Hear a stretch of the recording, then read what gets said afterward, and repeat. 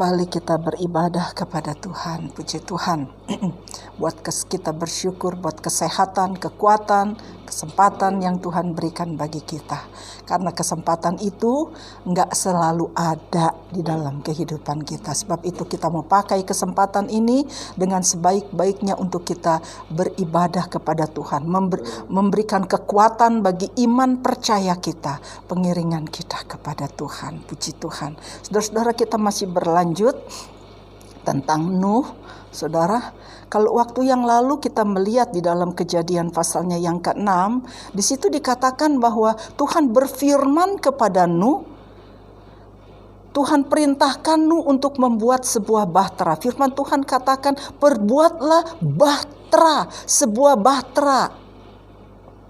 Ya, perbuatlah di dalam Kejadian pasalnya yang ke-6 di situ, karena pada waktu itu Tuhan akan menghukum bumi ini dengan air bah. Sebab itu Tuhan untuk menyelamatkan keluarga Nuh, Tuhan perintahkan Nuh untuk membuat sebuah bahtera dengan ukuran dan dengan gambar bentuk ukuran semua Tuhan yang kasih. Panjangnya 300 hasta, lebarnya 50 hasta, tingginya 30 hasta. Dengan bentuknya seperti ini, sketnya Tuhan yang gambar semuanya. Dan firman Tuhan katakan, saudara-saudara, Nuh kerjakan seperti firman Tuhan. Saudara-saudara, dengan bahannya dikatakan dari kayu gofir. Nuh harus mencari kayu gofir di hutan.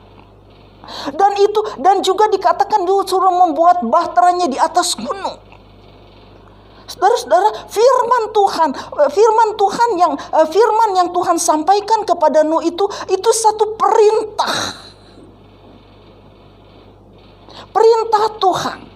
Lalu perintah Tuhan itu dikatakan bahwa perintah Tuhan itu direspon sama Nuh dengan apa? Dia perbuat apa yang Tuhan perintahkan.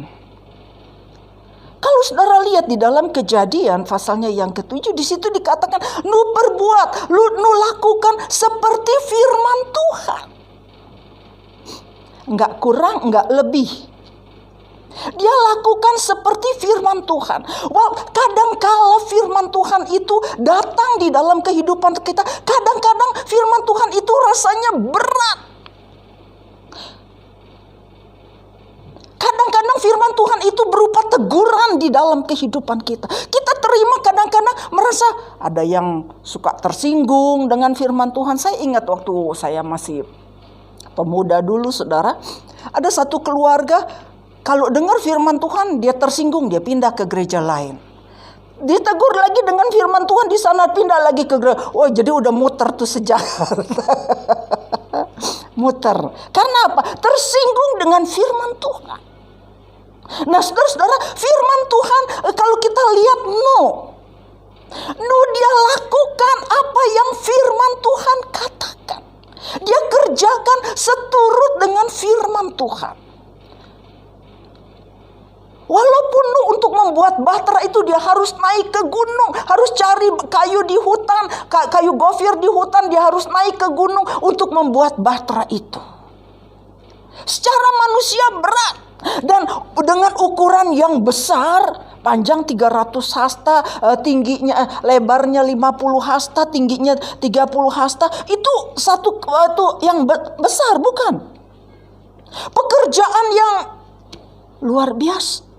Dikerjakan oleh Nuh selama 120 tahun, memakan waktu yang cukup lama. Tapi bagi Nuh nggak merasa berat. Karena apa, saudara? Kalau saudara lihat di dalam Yohanes pasalnya yang keempat Yohanes 14 ayatnya yang ke-15. Di situ dikatakan, jikalau kamu mengasihi aku, turutlah segala hukum-hukumku. Turutlah akan segala perintahku. Nuh mengasihi Tuhan. Dikatakan waktu 2 minggu lalu juga kita melihat bahwa Nuh ini adalah sahabatnya Tuhan. Dia mengasihi Tuhan. Apa yang Tuhan perintahkan kepada Nuh, walaupun berat, bagi Nuh nggak rasa berat. Karena apa? Dia mengasihi Tuhan. firman Tuhan sekeras apapun yang kita terima, kalau kita mengasihi Tuhan, kita terima itu dengan penuh sukacita. Amin, saudara. Karena firman Tuhan itu merupakan satu firman yang memberikan kekuatan. Di dalam firman itu, Tuhan di dalam dia berfirman bukan cuma sekedar berfirman. Tuhan di dalam dia memerintahkan kepada Nuh itu bukan cuma sekedar perintah, tetapi ada janji Tuhan. Lagu terakhir tadi memang saya nggak terlalu hafal ya, saudara. Makanya saya mau itu diulang-ulang itu. Di situ dikatakan Tuhan nggak pernah berdusta. Dia selalu pegang janjinya. Nanti kita lihat janji Tuhan bagi Abraham lagi, bagi Nuh. Dia selalu pegang akan janjinya. Jadi di dalam firman Tuhan selalu ada janji Tuhan yang memberikan kita kemenangan, yang memberikan kita kekuatan, yang memberikan kita pertolongan di dalam kehidupan kita. Nah, setelah singkat cerita, setelah bahtera itu sudah selesai, saudara, semua disuruh masuk. Binatang yang halal 7 pasang katanya, binatang yang haram 1 pasang, semua masuk ke dalam bahtera. Lalu Nuh keluarganya semua masuk ke dalam bahtera. Firman Tuhan katakan Allah turunkan hujan selama 40 hari 40 malam. Kalau kita lihat saudara lihat di dalam Kejadian pasalnya yang pertama, itu pada waktu Tuhan menciptakan alam semesta ini, Tuhan pisahkan air yang di atas dan air yang di bawah. Air yang di bawah dinamakan laut. Air yang di atas, jadi ada Tuhan simpen air di atas. Jadi di belakang langit rupanya waktu itu ada air, saudara. Pada waktu Tuhan mencurahkan air bah, Tuhan marah, murka kepada manusia yang ada pada zaman itu. Karena kejahatan manusia sudah naik sampai ke hadirat Tuhan. Tuhan buka itu, Tuhan curahkan air yang di atas itu, sehingga membuat bumi ini penuh. Rumah ketutup air, kekubur air. Pohon-pohon ketutupan air. Sampai gunung pun terkubur sama air. Pada waktu Nuh membuat bahtera, Tuhan suruh dia buat di atas gunung. Pada saat gunung itu sudah tenggelam sama air, lalu mulailah bahteranya Nuh ngapung, saudara. Kapalnya berlayar. Nah, di dalam pembuatan bahtera ini, Nuh memakan waktu 120 tahun. Cukup lama waktu menyita untuk membuat bahtera ini. Tetapi saudara-saudara, bahtera itu terbuat karena hasil ketaatan Nuh kepada firman Tuhan. Sehingga Nuh dan keluarga beserta binatang-binatang yang tadi dibilang yang halal 7 pasang, yang haram 1 pasang, binatang-binatang yang diselamatkan, semua yang ada di luar bahtera itu semua mati. Kecuali yang ada di dalam bahtera itu terselamatkan. Mereka selamat. Bahtera itu terjadi karena hasil ketaatan daripada Nuh terhadap firman Tuhan. Jadi kita melihat di sini, saudara, ketaatan kita kepada firman Tuhan akan menghasilkan keselamatan. Amin, saudara. Ketaatan Nuh kepada firman Tuhan menghasilkan keluarga ini boleh diselamatkan melalui bahtera yang mereka buat. Melalui bahtera yang mereka buat, yang Tuhan suruh, hasil dari ketaatan. Kalau Nuh tidak taat kepada firman Tuhan, mereka tidak akan selamat. Jadi saudara, dalam kita taat kepada firman Tuhan, nggak ada ruginya. Amin, saudara. Gak ada ruginya. Justru karena ketaatan kita kepada firman Tuhan akan menghasilkan sesuatu yang luar biasa. Saudara ingat Abraham. Hasil ketaatannya, Tuhan pada waktu Tuhan minta anaknya untuk dikorbankan di atas Gunung Moria. Berapa waktu yang lalu saya pernah khotbah ini kan. Secara manusia ada Abraham merasa berat permintaan Tuhan. Tapi dia lakukan karena dia mengasihi Tuhan. Akhirnya apa saudara? Dari situ Abraham mendapat gelar Bapa segala orang yang percaya.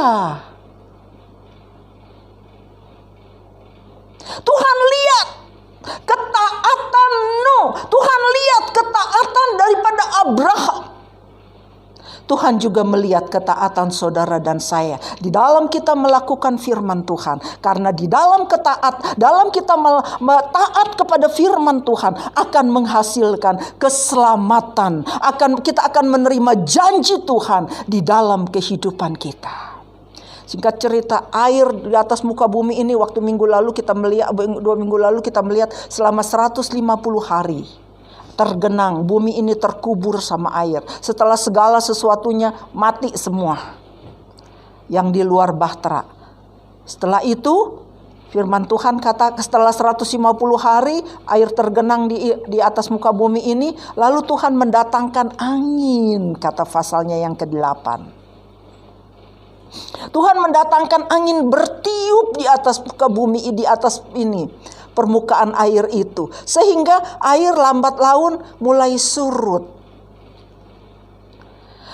Dikatakan dalam firman Tuhan surut sampai akhirnya Bahtera Nuh itu kandas di Gunung Ararat.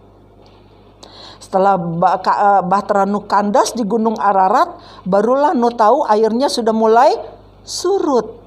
Saudara. Terus surut terus. Lalu air sudah semakin surut, lalu Nuh mulai buka jendela, dia lepas burung gagak, kata firman Tuhan. Dia lepas burung gagak, lalu burung gagak terbang, lalu dia terbang, ternyata burung gagak itu pemakan bangkai, kata firman Tuhan. Bangkai manusia maupun bangkai hewan. Karena banyak yang mati, saudara, burung gagak ini banyak makanan berarti kan? Iya enggak saudara? Banyak manusia, binatang yang pada mati, saudara-saudara. Lalu burung gagak ini dilepas sama Nuh, nggak balik. Karena banyak makanan. Dia pemakan bangkai. Jadi udah, setelah tunggu seminggu lagi, Nuh lepas lagi burung merpati katanya. Nuh lepas burung merpati terbang. Ternyata belum ada yang tumbuh. Balik lagi burung merpati. Oh, Nuh tahu berarti belum ada makanan buat burung merpati. Balik lagi dia saudara. Setelah seminggu kemudian air surut. Dilepas lagi burung merpati sama Nuh. Setelah itu burung merpati terbang. Dia balik tapi membawa sepucuk daun muda. Daun zaitun muda. Baru bertunas kan berarti. Dia bawa di paruhnya tuh dia kasih sama Nuh itu daun zaitun muda. Nuh langsung tahu, oh berarti sudah ada yang tumbuh. Air udah benar-benar surut, tetapi pohonnya belum gede, masih kecil. Saudara, baru tunas kan berarti.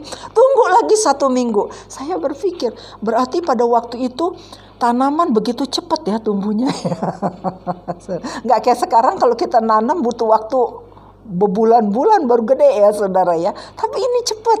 1 minggu udah bertunas. 1 minggu lagi udah gede saudara.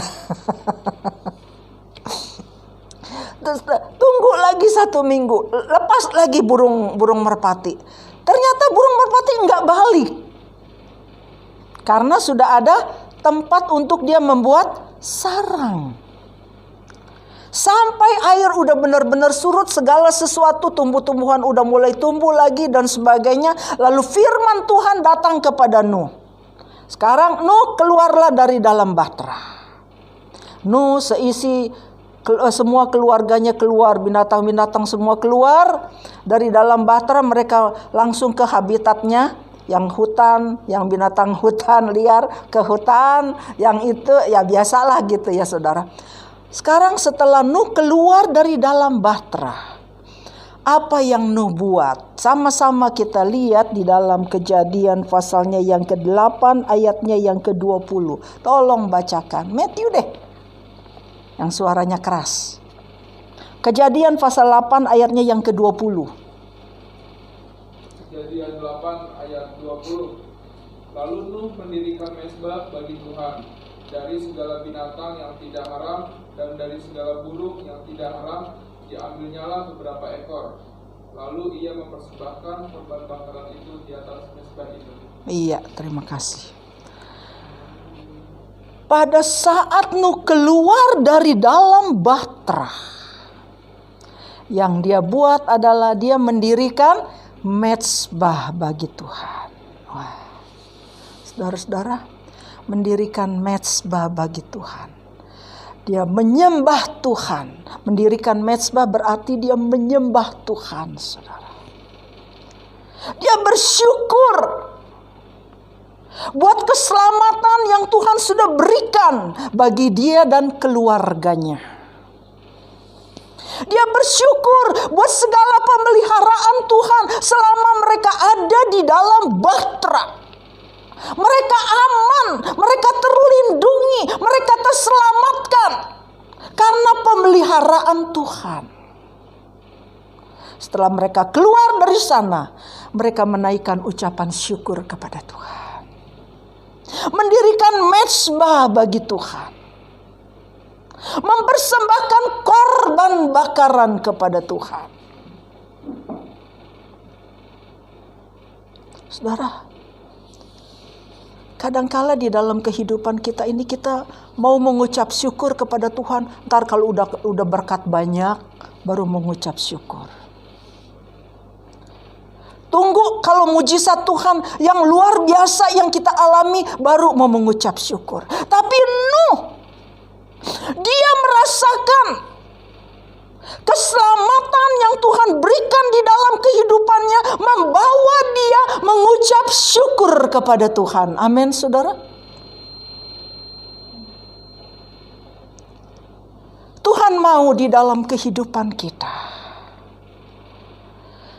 kebaikan Tuhan yang sudah kita terima di dalam kehidupan ini.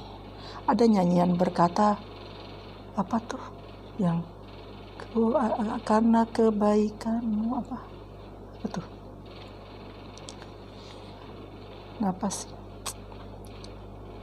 Apa sih yang lagunya?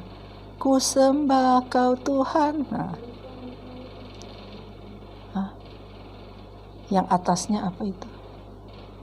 Oleh karena kemurahan-Mu, oleh karena kebaikan-Mu, oleh karena kebaikan Tuhan, ku ada sampai hari ini. Iya kan ya? Oleh karena kemurahan Tuhan, janji-Mu terjadi bagiku. Oh, semuanya itu karena kemurahan Tuhan. Karena kemurahan Tuhan yang begitu besar di dalam kehidupan kita, biarlah itu yang membawa kita untuk selalu mengucap syukur kepada Tuhan. Kita lihat di dalam Roma pasalnya yang ke-12 ayatnya yang pertama. Tolong siapa lagi yang keras suaranya ya?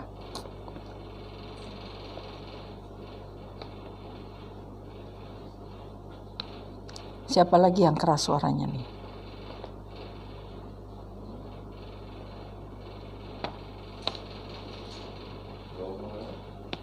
Roma 12 ayat 1.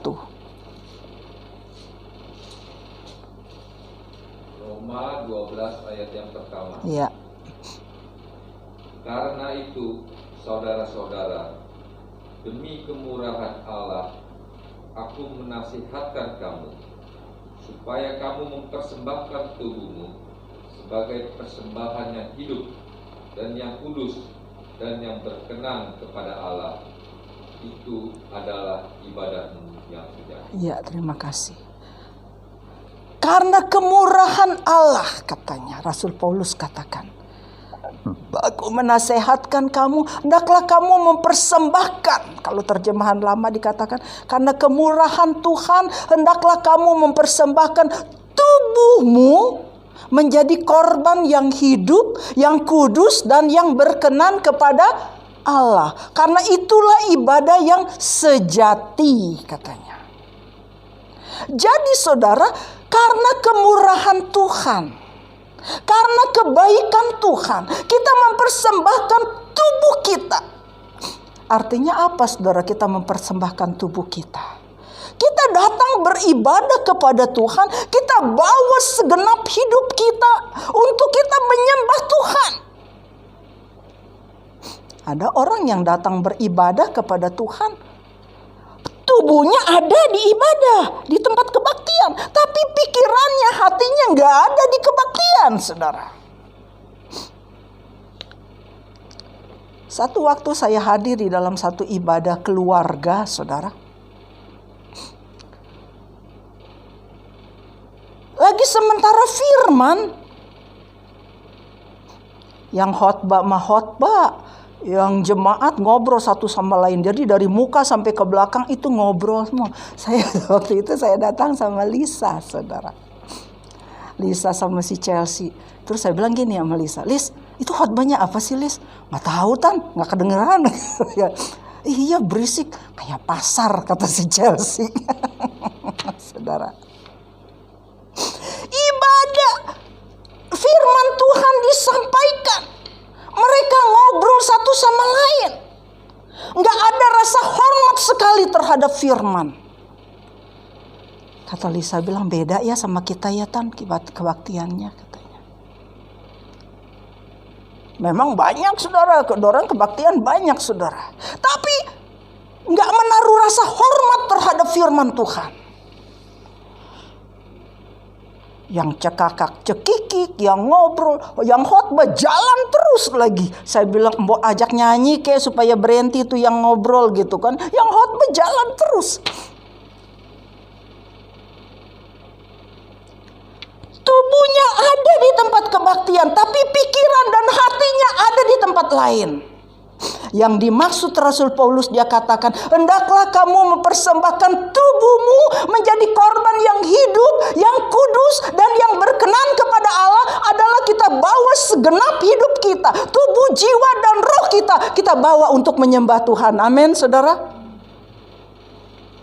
Kita bawa segenap hidup kita.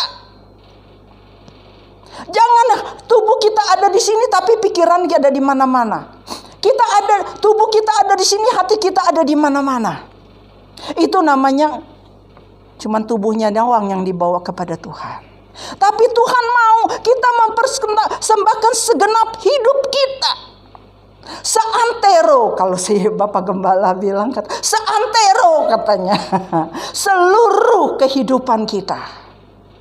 Tubuh, jiwa, dan roh kita persembahkan kepada Tuhan menjadi korban yang hidup, yang kudus, dan yang berkenan kepada Allah. Karena itulah ibadah yang sejati.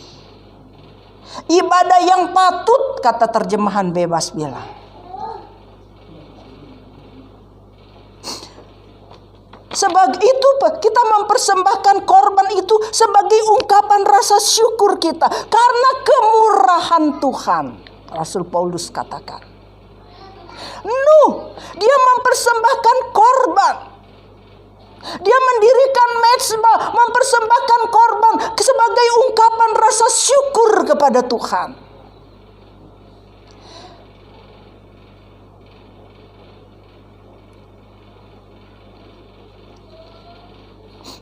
Sebagai ungkapan rasa syukurnya kepada Tuhan. Saudara-saudara, setelah Nuh mempersembahkan korban kepada Tuhan, saudara,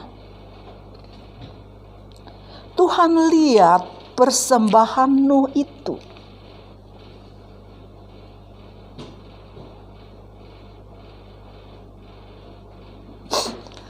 Setelah Tuhan lihat persembahanmu, dikatakan persembahanmu itu berkenan kepada Tuhan. Persembahanmu itu naik menjadi satu dupa yang harum di hadirat Tuhan. Tentunya di dalam kita beribadah kepada Tuhan, kita bukan cuma sekedar beribadah, bukan. Kita mau setiap persembahan kita, pujian kita kepada Tuhan, saudara-saudara, apa yang kita sudah persembahkan kepada Tuhan, kita mau persembahan itu boleh naik menjadi dupa yang harum di hadirat Tuhan. Boleh menyenangkan hati Tuhan. Kalau hati Tuhan sudah disenangkan, saudara, Tuhan membuat perjanjian. Ada janji Tuhan bagi saudara dan saya. Amin, saudara. Tuhan di dalam dia berfirman bukan cuma sekedar berfirman, tetapi ada janji. Pendeta Lomoindong dia berkata, kadang-kadang saya suka ikutin khotbahnya jam 1. Kalau saya pas belum tidur, habis sembahyang, saya belum tidur, saya suka dengar khotbahnya. Dia bilang, Tuhan di dalam berfirman itu, saudara, kalau Tuhan berfirman aja, cuman firman Tuhan aja, membuat orang jadi capek. Contohnya, kalau Tuhan cuman suruh perintahkan buat bahtera aja, nggak ada janji Tuhan di dalamnya. Cuman buat bahtera doang, nggak punya yang memicu dia gitu kan. Nggak ada janji, capek. Kalau kita cuma terima firman Tuhan, cuma terima perintah Tuhan aja, membuat orang itu menjadi capek, membuat orang itu menjadi bosen katanya. Pendeta Lomoindong bilang. Tetapi Tuhan itu Tuhan yang imbang katanya. Kalau dia membuat perintah, dia juga membuat janji. Dia perintahkan. Tetapi di balik perintah itu ada janji. Janji itu yang memicu kita. Janji itu yang memberikan kita pengharapan, betul. Memberikan kita pengharapan, memberikan kita semangat karena ada sasarannya, ya kan saudara? Ada janji, ada sasarannya, ada tujuannya. Contoh, kita setia, Tuhan perintahkan kita untuk setia kepada Tuhan. Tuhan janji, kalau kita setia kepada Tuhan, firman Tuhan katakan kita akan mendapatkan mahkota kehidupan. Itu janji. Ya kan? Itu yang memicu kita. Oh, saya harus setia. Karena apa? Saya mau mendapatkan mahkota kehidupan. Nah, gitu, saudara. Jadi ada perintah, ada janji. Begitu juga Tuhan terhadap Nuh. Tuhan perintahkan Nuh suruh buat bahtera. Ada janji Tuhan. Tuhan perintahkan Nuh buat bahtera. Ada keselamatan. Ya kan? Nuh keluarga masuk ke dalam bahtera itu, mereka diselamatkan oleh Tuhan. Setelah mereka mendapat keselamatan, ada pengucapan syukur dari Nuh. Atas pemeliharaan Tuhan, atas kebaikan Tuhan, atas keselamatan yang Tuhan berikan. Nuh mengucap syukur kepada Tuhan dengan membuat mezbah bagi Tuhan. Kejadian pasal 8 ayat 20. Setelah Nuh membuat mezbah bagi Tuhan, Tuhan lihat. Nah ini saudara, Tuhan lihat persembahannya Nuh. Tuhan lihat mezbahnya Nuh. Tuhan lihat ucapan syukur Nuh. Nuh mengucap syukur dengan hati yang tulus kepada Tuhan. Sebagai ungkapan rasa syukur kepada Tuhan. Lalu Tuhan buat janji. Tuhan, kalau hati Tuhan sudah disenangkan, saudara, Tuhan langsung buat janji kepada Nuh. Apa janjinya? Saudara lihat di dalam Kejadian pasalnya yang ke-9, ayatnya yang ke-13. Kejadian 9 ayatnya yang ke-13.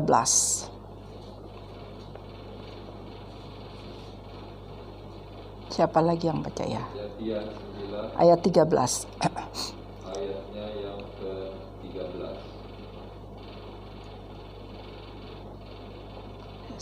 Busurku kutaruh di awan, supaya itu menjadi tanda perjanjian antara aku dan bumi. Ayatnya yang ke-12 coba deh. Ayatnya yang ke-12. Dan Allah berfirman,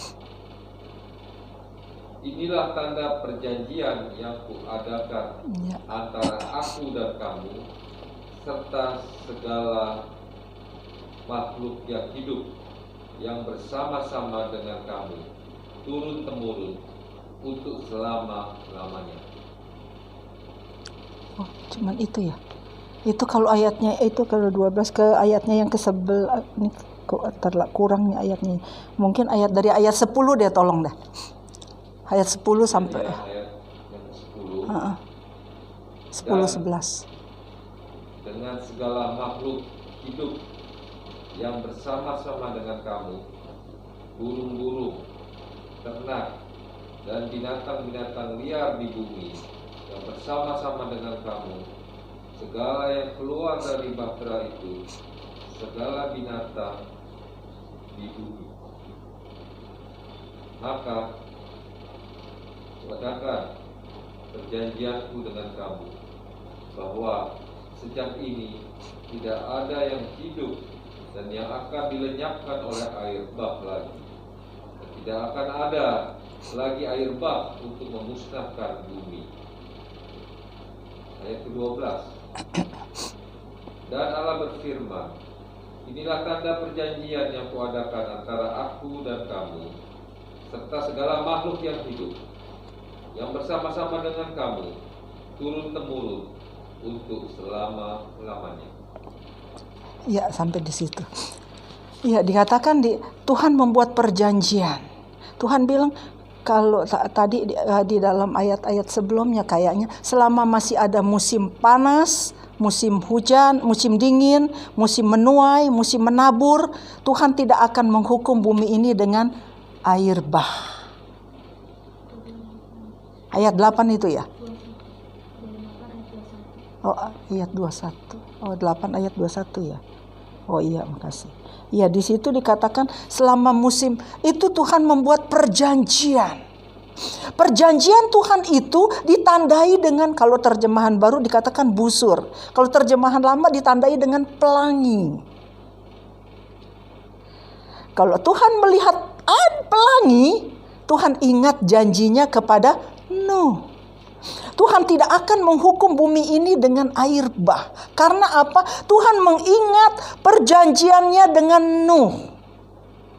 Karena Nuh sudah menyenangkan hati Tuhan. Nuh sudah melakukan apa yang firman Tuhan mau. Tuh sudah menyenangkan hati Tuhan, membuat mezbah bagi Tuhan, menyembah Tuhan, bersyukur kepada Tuhan. Sebab itu Tuhan membuat perjanjian. Bahkan kalau saudara baca terus di dalam ayat selanjutnya, dikatakan Tuhan memberkati Nuh dan keluarga, semua binatang-binatang yang ada, semua harus tunduk kepada Nuh. Nuh diberi kuasa untuk menguasai semua binatang-binatang. Seperti apa? Pada waktu Tuhan menciptakan Adam. Adam diberi kuasa untuk menguasai semua ciptaan Tuhan. Nuh juga mendapat kekuasaan yang sama, mendapat wibawa yang sama yang Tuhan berikan kepada Adam, juga Tuhan berikan kepada Nuh. Karena apa? Nuh sudah menyenangkan hati Tuhan. Ada berkat Tuhan. Jadi kita melihat di sini, saudara, bahwa firman Tuhan itu, di balik firman Tuhan itu ada janji Tuhan. Kalau kita taat kepada firman Tuhan, sekali lagi saya mau katakan, kita nggak rugi kok kita taat sama Tuhan. Kita nggak rugi kita taat kepada firman Tuhan. Ada berkat Tuhan menjadi bahagian di dalam kehidupan kita. Kalau kita taat kepada firman Tuhan. Saudara, saya ingat waktu kami di Beji dulu. Saya biasanya kalau mau berangkat sekolah, Udah siap mau berangkat, saya duduk saya berlutut di pinggir tempat tidur, saya berdoa. Teman-teman di asrama sepertinya ngenyek gitu. Katanya gitu, ngelihat saya berdoa, gitu. Saya diam aja, saya berdoa aja. Ada satu anak yang kelas 1, dia bilang gini, "Kak, kenapa sih kakak kalau mau berangkat sekolah berdoa dulu?" Saya bilang, kita berdoa supaya kita bisa konsen di dalam kita terima pelajaran. Saya nggak mau kalau saya terima pelajaran saya ngantuk, saya rugi. Saya bilang, saya gitu saudara. Saya kalau ada guru yang ngajar dia nggak pernah nerangin. Pokoknya kita baca tuh dari atas, dari paling atas sampai paling bawah tuh baca melulu. bergilir dari depan sampai ke belakang, terus sampai ke belakang. Udah habis di belakang nyambung lagi terus. Cuman baca doang. Katanya membuat ngantuk. Tapi saya nggak rasa ngantuk, saudara. Karena saya berdoa kepada Tuhan. Saya bilang, Tuhan tolong. Kami mau sekolah, kami mau belajar, kami mau terima firman-Mu. Tuhan tolong kuasai hati dan pikiran ini supaya setiap firman Tuhan itu boleh tertanam. Firman Tuhan menjadi berkat, menjadi kekuatan di dalam saya. Saya nggak pernah ngantuk, saudara. Ada yang karena baca itu terus dia tahu nih, dia hitung-hitung kapan giliran bacanya, terus dia tandain, saudara. Dia tandain di di stensilnya materinya gitu kan, dia tandain, diconteng sama dia. Ntar giliran dia baca yang ini, dia nulis surat, saudara.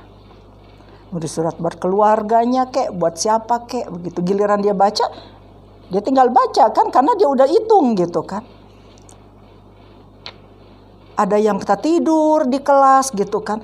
Tapi waktu itu saya bilang begitu. Saya bilang, oh gitu ya kak ya. Iya, coba deh. Saya bilang, kamu praktekin. Akhirnya dia praktekin. Mau berangkat sekolah, dia berdoa dulu di samping tempat tidur. Berdoa minta supaya berkat Tuhan. Tuhan berkati di dalam kami menerima pelajaran. Betul, terus dia bilang gini, kak, betul loh kak, katanya gitu. Saya nggak ngantuk, katanya gitu, terima pelajaran. Dia bilang, nah kan, sekarang kalau kamu rasa itu baik buat kamu, lanjutkan. Akhirnya sekamar itu, saudara, kalau mau berangkat sekolah, sembahyang dulu. Benar, jadi kita sekamar itu nggak pada ngantuk, saudara. Kita bersyukur, berdoa kepada Tuhan, menyembah Tuhan. Kalau kita rasakan itu baik, kita lakukan, saya bilang. Jadi di kamar kita nggak ada yang suka gosip, kamar-kamar lain suka ada yang gosip, yang apa. Makanya berita-berita apa gitu kamar kita mah nggak pernah tahu, saudara. Ada teman bilang, masa kamu nggak tahu? Emang kita nggak tahu apa-apa. Kita cuma taunya sekolah, belajar, sembahyang. Konsen kepada Tuhan. Karena rugi buat kami, saya bilang, kalau kita ada di sini, waktunya cuma buat ngegosip. Bayar mahal, iya kan? Nah, saudara-saudara, jadi ada ucapan syukur kepada Tuhan. Ada janji Tuhan, kita berdoa, kita menyembah Tuhan, ada janji Tuhan. Tuhan buktikan janjinya. Kita bisa konsen dalam terima pelajaran. Kita diberkati dalam kita terima pelajaran. Sampai saat ini, keadaan saya seperti ini, saudara. Karena pelajaran yang saya dapat dari sekolah itu tetap Tuhan kasih di sini. Tetap Tuhan berikan. Jadi kalau saya sembahyang, Tuhan tinggal ingatkan itu, saudara.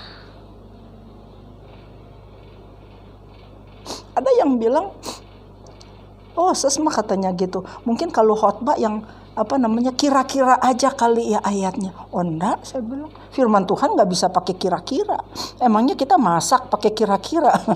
Bukan. Kalau masak garamnya kira-kira, Gulanya kira-kira. Tapi firman Tuhan gak bisa pakai kira-kira. Harus pasti, harus pas. Firman Tuhan bilang, iya kan? Seperti Nuh, dia sesuai dengan firman Tuhan. Apa yang saya sampaikan sesuai dengan firman Tuhan. Gak boleh lebih, gak boleh kurang katanya. Sesuai dengan firman Tuhan. Apa yang saya dapat dari Tuhan, saya sampaikan kepada saudara. Saya diberkati Tuhan, saudara juga diberkati Tuhan. Saya dilawat oleh Tuhan melalui pelajaran-pelajaran, melalui firman Tuhan yang disampaikan. Saudara juga diberkati Tuhan, dilawat oleh Tuhan. Saya mengukur ini dengan kalau saya diberkati, saya yakin saudara juga diberkati Tuhan. Yang penting kita dikatakan di sini kita taat kepada firman Tuhan. Lakukan firman Tuhan, taat kepada firman Tuhan, maka janji Tuhan menjadi bahagian di dalam kehidupan kita. Tuhan gak pernah, tadi lagu tadi berkatakan Tuhan gak pernah berdusta. Kalau Tuhan janji, dia tetap berpegang kepada janjinya. Dia janji kepada Nuh. Sampai hari ini Tuhan masih ingat janjinya buat saudara dan saya. Amin. Nuh hidup berapa ribu tahun sebelum, jauh sekali sama kita, bukan? Nuh hidup itu sebelum Abraham. Abraham aja hidup 2000 tahun sebelum Yesus. Jadi Nuh ini sebelum Abraham. Bisa jadi Nuh hidup 1000 tahun setelah Adam. Saudara bisa bayangkan berapa ribu tahun sampai sekarang. Janji Tuhan tetap berlaku bagi saudara dan saya. Amin. Janji Tuhan bagi setiap manusia, setiap orang yang percaya. Tadi lagu tadi bilang apa? Setiap orang percaya. Apa tuh? Apa? Hanya satu yang dia minta agar kita percaya sampai mujizat menjadi nyata. Kita percaya dan kita lakukan firman Tuhan sampai janji Tuhan, mujizat Tuhan menjadi nyata di dalam kehidupan kita. Banyak orang cuma mau terima mujizat Tuhan. Mujizat Tuhan enggak menyelamatkan.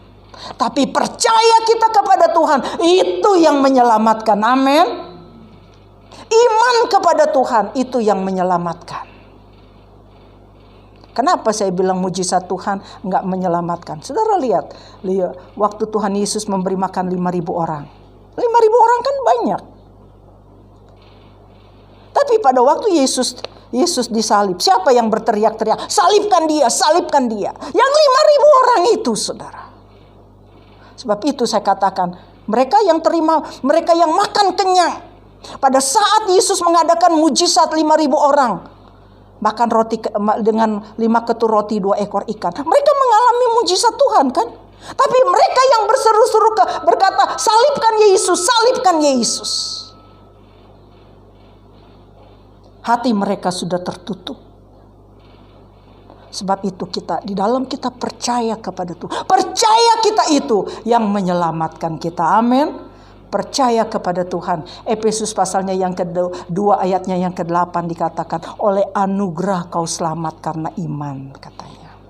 Oleh anugerah Tuhan memberikan iman kepada kita untuk kita percaya. Untuk kita bisa mengalami mujizat Tuhan karena kita percaya kepada Tuhan.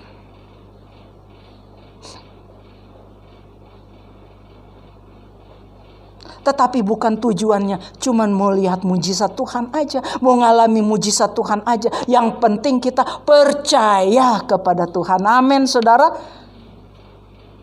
Itu tadi dikatakan satu yang Tuhan minta asal kita percaya, katanya. Tuhan minta kita percaya, nggak banyak-banyak, saudara. Dia cuma minta kita percaya. Tuhan tahu keadaan kita, Tuhan tahu kemampuan kita, tapi Tuhan mau supaya kita percaya akan kebesaran kuasa-Nya di dalam kehidupan kita, membawa kita untuk selalu mengucap syukur kepadanya. Tuhan tolong kepada kita semua. Sama-sama kita bangkit berdiri, kita akan masuk di dalam doa. Saya ingin kita nyanyikan itu lagu Bapa, ku persembahkan tubuhku. Kita sama-sama mau berdoa. Bapa di dalam surga, kami bersyukur, kami berterima kasih kepadamu Tuhan Yesus.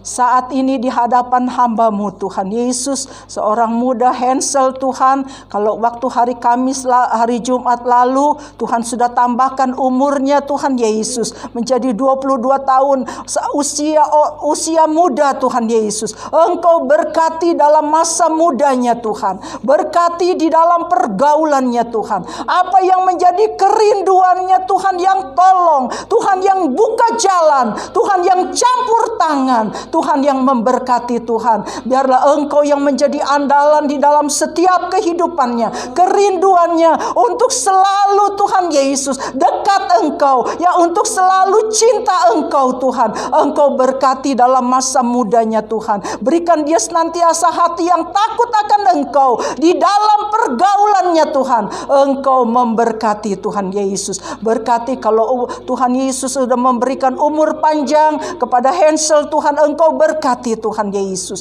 Tuhan, kami percaya janji-Mu Tuhan Yesus. Di tangan kanan-Mu ada umur panjang, di tangan kiri-Mu ada kekayaan dan kehormatan, kemuliaan, menjadi bahagian bagi Hansel Tuhan yang takut akan Engkau. Kami percaya janji-Mu ya dan amin di dalam kehidupan kami, khususnya Hansel yang berulang tahun berapa hari Kamis lalu Tuhan Yesus. Engkau memberkati Tuhan Yesus. Berkati dalam masa mudanya, berkati di dalam pergaulannya, berkati kerinduannya Tuhan. Buka jalan, campur tangan Tuhan. Nama Tuhan dipuji, dipermuliakan Tuhan Yesus. Engkau berkati di dalam dia ambil bagian dalam pelayanan di bidang LCD. Tuhan berkati, biarlah di dalam dia melayani karena dia mengasihi Engkau Tuhan. Berkat Tuhan menjadi bahagian di dalam kehidupannya. Berkati kedua orang tuanya Tuhan. Berkati Bro Freddy Marji sebagai orang tua di dalam melihat Tuhan Yesus anak-anak yang Tuhan percayakan, baik Hansel, Matthew Tuhan. Engkau berkati hikmat yang daripada Tuhan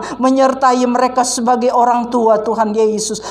Tuhan Yesus mengarahkan mereka sebagai orang tua Tuhan Yesus, mengarahkan anak-anak ini Tuhan supaya mereka boleh bertumbuh di dalam Engkau Tuhan. Mereka boleh setia kepadamu. Berkati usaha pekerjaan yang dihadapi Bro Freddy Tuhan, yang campur tangan Tuhan. Berkati Tuhan, nama Tuhan dipuji, dipermuliakan. Berkati seluruh sidang jemaat Tuhan yang ada pada saat ini Tuhan. Kalau kami sudah beribadah kepadamu Tuhan, kami sudah memuji, menyembah Engkau, memuliakan namamu, kami sudah menerima berkat-Mu lewat firman-Mu Tuhan. Engkau metekan setiap firman Tuhan di dalam setiap hati dan pikiran kami, untuk kami boleh lebih hari lebih dekat kepadamu Tuhan. Lebih hari kami boleh lebih mengasihi Engkau Tuhan. Sebagaimana Nuh, dia begitu mengasihi Engkau Tuhan, sehingga dia mau melakukan apa yang firman Tuhan katakan. Maka janji Tuhan menjadi bahagian di dalam kehidupannya. Kami rindu janji Tuhan menjadi bagian dalam kehidupan kami, kalau kami tetap tinggal setia di dalam Engkau Tuhan. Engkau berkati Tuhan Yesus. Tuhan, setiap kami yang hadir pada saat ini, persembahan yang sudah dibawa oleh sidang jemaat-Mu, Engkau balas dengan berkat-Mu melimpah sebagaimana janji firman-Mu Tuhan. Baik korban tatangan, korban persepuluhan, korban syukur yang mereka sudah bawa ke hadirat Tuhan lewat pujian penyembahan kami kepadamu Tuhan. Kami percaya kalau Engkau sudah disenangkan hati-Mu Tuhan, maka janji Tuhan menjadi bahagian di dalam kehidupan kami. Terima kasih Tuhan Yesus, terima kasih Tuhan buat berkat-berkat-Mu yang Tuhan limpahkan di dalam kehidupan kami. Terima kasih buat kesehatan, kekuatan yang Tuhan berikan bagi kami. Terima kasih buat pemeliharaan Tuhan di dalam kehidupan kami. Kami bersyukur kepadamu Tuhan. Sebentar kami akan berpisah satu dengan yang lain. Kami akan pulang ke rumah kami masing-masing. Tuhan beserta kami dalam perjalanan. Tutup bungkus kami dengan kuasa-Mu Tuhan. Jauhkan kami daripada rencana orang jahat. Jauhkan kami daripada kuasa kegelapan. Tutup bungkus kami dengan kuasa-Mu. Kami boleh tiba di rumah kami masing-masing masing-masing dengan selamat daripada Tuhan. Kembalikan kami pada minggu depan untuk kami sama-sama beribadah kepadamu Tuhan. Engkau berkati sepanjang minggu ini Tuhan. Kami serahkan seluruh kehidupan kami ke dalam tangan-Mu. Engkau yang memberikan kami kesehatan. Engkau yang memberikan kami kekuatan. Engkau yang menjaga, melindungi kami sepanjang minggu ini Tuhan. Tuhan Yesus, kalau di luar sana banyak Tuhan Yesus wabah, sakit, penyakit, tapi kami percaya kalau kami setia kepadamu Tuhan, Engkau lalukan segala sakit penyakit bagi kami sebagaimana janji firman-Mu Tuhan. Kami percaya kepadamu Tuhan, maka janji Tuhan menjadi bahagian dalam kehidupan kami. Bungkus kami dengan kuasa kemuliaan-Mu Tuhan. Bungkus kami dengan kuasa kemuliaan-Mu Tuhan. Jauhkan kami daripada segala sakit penyakit, kuasa kegelapan Tuhan, yang Engkau halaukan dengan Tuhan Yesus dengan kuasa-Mu Tuhan. Kami ada di dalam perlindungan daripada Tuhan. Keluar masuk kami ada di dalam berkat Tuhan. Terima kasih Tuhan Yesus, terima kasih. Segala puji syukur kami kembalikan kepadamu Tuhan. Terima kasih Tuhan, terima kasih Tuhan Yesus. Dalam nama Tuhan Yesus, terima kasih. Saudara-saudara, marilah kita pulang dengan membawa berkat daripada Allah Bapa, kasih sayang dan kecintaan daripada Tuhan kita Yesus Kristus, persekutuan daripada Roh Kudus, perlindungan dan penghiburan daripada Roh Kudus menyertai kita mulai saat ini sampai Maranatha Tuhan Yesus datang kedua kali menjemput kita semua. Kita yang sudah diberkati Tuhan, sama-sama kita mau berseru haleluya, haleluya, haleluya. Rahmat heran kaya bagiku, rahmat heran kaya bagiku, di dalam nama Tuhan Yesus Kristus. Haleluya. Amin. Selamat siang, Tuhan berkati.